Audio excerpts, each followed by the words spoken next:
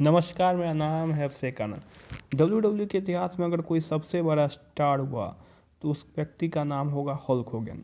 इतने लंबे समय तक टॉप लेवल पे रहना और इतना ज़्यादा ड्रॉ करना, हल्क होगन के बाद किसी दूसरे रेसलर का नाम WWF में नहीं लिया जा सकता।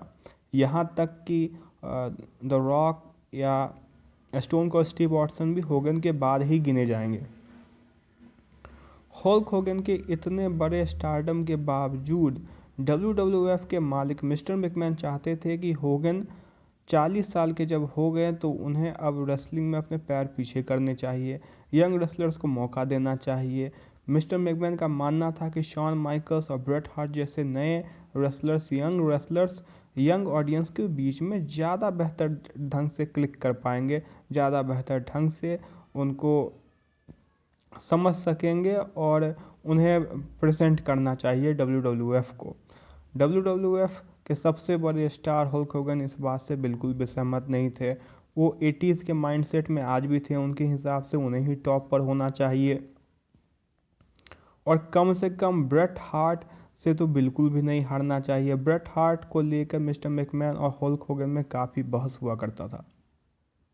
होगन ब्रेट हार्ट को बिल्कुल पुट ओवर नहीं करना चाहते थे क्योंकि वो मानते थे कि ब्रेट हार्ट छोटा है और उनके लीग का नहीं है, और मिस्टर मैकमैन ऐसा बिल्कुल भी नहीं मानते थे।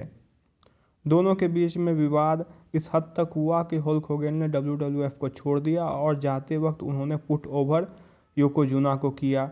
WWF को छोड़ने के बाद उन्होंने अपने एक्टिंग कैरियर को फोकस करना चाहा और वो ओकेजनली जापान में रेसलिंग करते थे। इधर WCW के खेमे में नए हेड WCW के एरिक बिशॉप हुए। एरिक बिशॉप से जब WCW के मालिक ने पूछा, टेड टर्नर ने, कि भाई WCW क्यों नुकसान में चल रहा है, कैसे प्रॉफिटेबल इसको किया जाए, एरिक बिशॉप ने कहा कि हमें हल्क होगन चाहिए। टेड टर्नर ने कहा कि जाइए उन्हें ले आइए। एरिक बिशॉप को जब टेड टर्नर का आशीर्वाद मिला तो रिक फ्लेयर के माध्यम से उन्होंने हल्क होगन को संपर्क किया। हल्क होगन के सामने ऐसा कॉन्ट्रैक्ट रखा जिसको कोई रिफ्यूज़ ना कर सके। उसमें था कि 25% हाउस शो का, जो हाउस शो का मतलब अगर शो होता है उसमें जो पेइंग ऑडियंस है, अटेंडेंस है, उसका 25% होगन को मिलेगा। पेपर व्यू का 25% होगन को मिलेगा। मर्चेंडाइज का 60% प्लस होगन को मिलेगा और उसके ऊपर पैसा ही पैसा।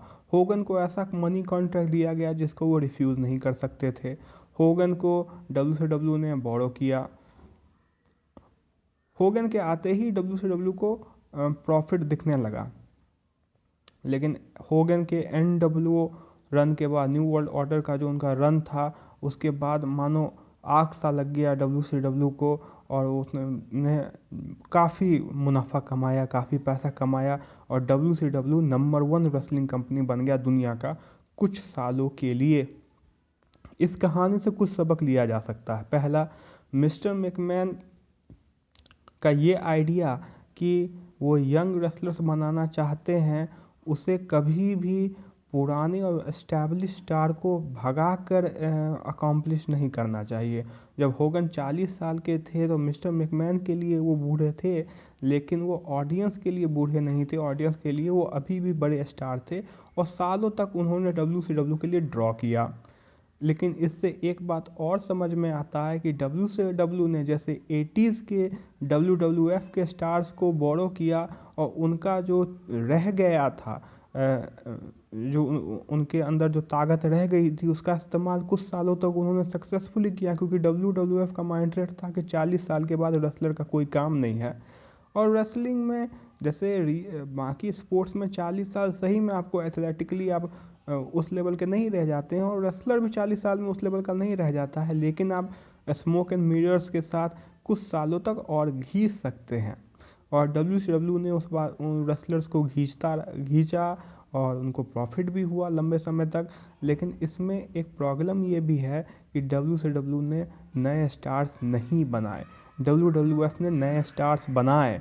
और WWF को शॉर्ट टर्म भले ही नुकसान हुआ, होगन के जाने के बाद कुछ सालों तक नुकसान हुआ, लेकिन जब उनके स्टार्स मेन स्ट्रीम लेवल पे जब उनको स्वीकार कर लिया गया तब नए स्टार्स उनके पास थे, उनके पास नई खेती थी और उनके पास फ्यूचर उनका रेडी था। और WCW के पास कोई फ्यूचर नहीं था क्योंकि वो पास्ट के ऊपर, इतिहास के ऊपर चल रहा था।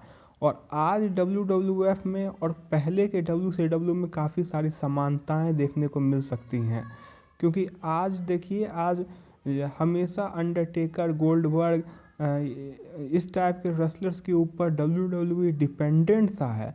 और जब भी उसे रेटिंग चाहिए होता है पुराने रेसलर्स को बुला कर लाता है। अगर आपने स्टार्स नहीं बनाया और प्रेजेंट स्टार्स को अगर आप पुश नहीं करते हैं तो इतिहास वर्तमान का हिस्सा हो सकता है लेकिन इतिहास भविष्य नहीं हो सकता है। और WCW की नाकामयाबी इसका एक बढ़िया सीख है, इसे सीखा जाना चाहिए। फिर एक बात ये भी है कि जहाँ 55 साल के मिस्टर मैकमैन के लिए 40 साल एक एज्ड होता था, एज हो गया, उम्र हो गया, वहीं 75 साल के मिस्टर मैकमैन के लिए 40 साल युवा है, यंग है, बच्चा है। तो एज बढ़ने के साथ इंसान के सोचने की क्षमता में अंतर आता है, लेकिन ऐसा नहीं है कि कोई अगर आदमी बूढ़ा हो गया तो वो इन बातों को ना समझ सके। बहुत सारे रेसलिंग प्रमोटर्स ज़्यादा एज के थे, 70 साल 75 साल में भी कामयाब रेसलिंग प्रमोटर्स हुए। तो एज से बड़ा इशू है कि आप समझ नहीं पा रहे हैं चीज़ों को, समझ आप खो चुके हैं, आप ओल्ड हो चुके हैं, सो बात है, आप मेंटली ओल्ड हो चुके हैं, ये एक प्रॉब्लम हो सकता है। बर्न आउट हो चुके हैं, ये एक प्रॉब्लम हो सकता है मिस्टर मैकमैन के साथ और WWF के साथ। लेकिन यह बात भी है कि WWF के पास मौका है और WWF के पास कोई ऐसा फाइनेंशियली कोई ट्रबल नहीं है, वो स्टार्स बना सकते हैं। इसमें वक्त ज़रूर लगता है लेकिन ये असंभव काम नहीं है। और WWF पहले भी बहुत ही कठिन परिस्थितियों से निकल चुका है और आज तो WWF फाइनेंशियली सबसे कामयाब है। स्टार्स की ज़रूरत WWF को है।